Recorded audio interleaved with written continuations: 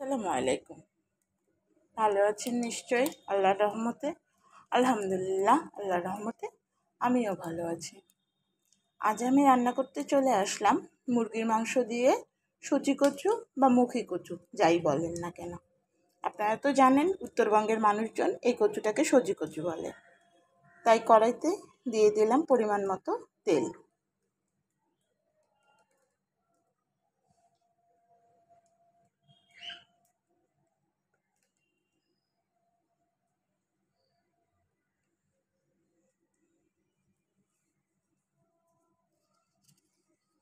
এখন আমি তেলে দিয়ে দিচ্ছি 2টা তেজপাতা।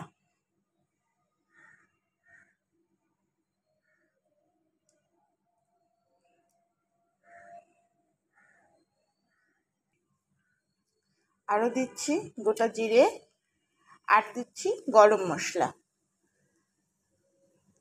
এলাচ, লং, দারচিনি।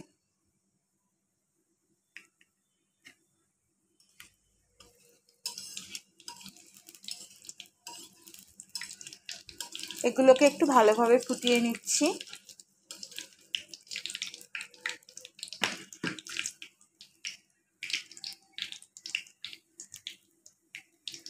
হয়ে গেছে। এখন আমি দিয়ে দিচ্ছি এতে কিছুটা কোচানো পেঁয়াজ।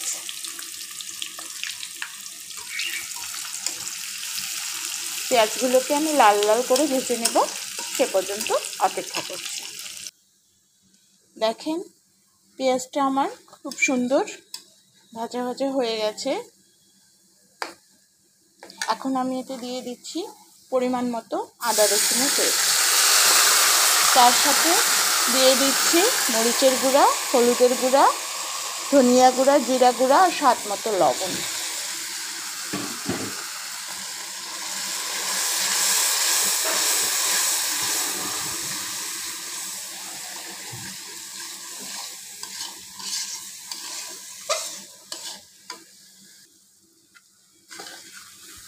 মশলাটা কষানো আমার হয়ে গেছে। আমি এখন এতে দিয়ে দিচ্ছি কেটে ধুয়ে রাখা মুরগির মাংস।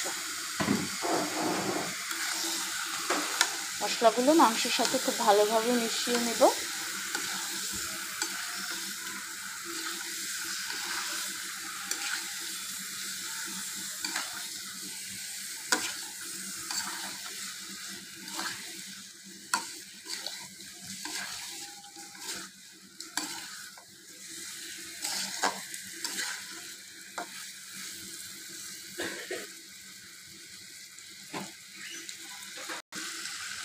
দেখেন মাংসটা আমার কি সুন্দর তেল ছেড়ে দিয়েছে।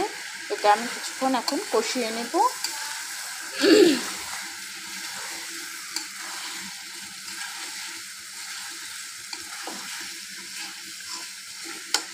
এখন আমি এতে দিয়ে দেব এই সজি কচুগুলো বা মুখী কচুগুলো। এগুলো আমি একটু লবণ হলুদ দিয়ে ভেজে নিয়েছি। ভেজে নিলে এর স্বাদটা মুরগির মাংসের সাথে অনেক গুণে বেড়ে যায়। না ভেজেও রান্না করতে পারেন। যারা ভেজে খেতে চান না তারা ভাজবেন না, সমস্যা নেই।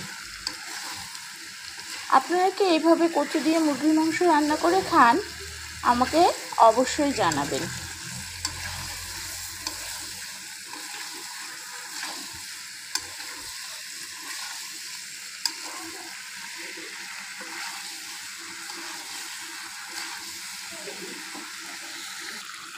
কচুটা আর আলুটা আমি খুব ভালোভাবে কচুটা আর মাংসটা আমি খুব ভালোভাবে কষিয়ে নিয়েছি।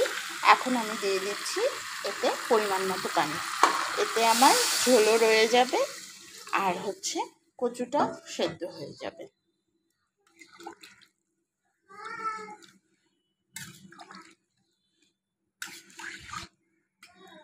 এখন সেদ্ধ হওয়ার অপেক্ষা। দেখেন রান্নাটা আমার সম্পূর্ণ হয়ে গেছে। আমি আপনাদেরকে দেখিয়ে দিচ্ছি। এই দেখেন আমার মুখী কচুগুলো কি সুন্দর সেদ্ধ হয়ে গেছে, সজি কচুগুলো। এখন আমি চুলাটা অফ করে দিচ্ছি।